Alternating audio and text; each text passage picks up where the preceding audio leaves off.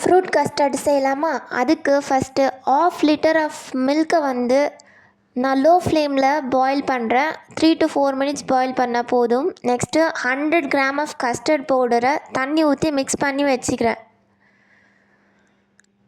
பால் ரொம்பலாம் கொதிக்க வேண்டாம், லைட்டாக கொதிச்சாலே போதும். நெக்ஸ்ட்டு வந்து இந்த மிக்ஸ் பண்ண கஸ்டர்ட் பவுடரை அந்த பாலில் ஆட் பண்ணுறேன். அது கூட சுகரும் 2 ஸ்பூன் ஆட் பண்ணுறேன். இது நல்லா ஸ்டிர் பண்ணி விடணும், அப்போ தான் கீழே அடி பிடிக்காது.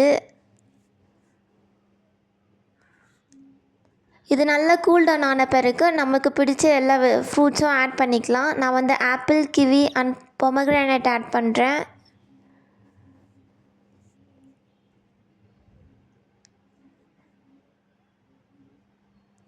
அது செட்டில் ஆன உடனே மேலே நட்ஸ் ஆட் பண்ணிவிட்டு 3 hours ஃப்ரீஸ் பண்ணிட்டா முடிஞ்சுது. சூப்பரான கஸ்டர்ட் ரெடி.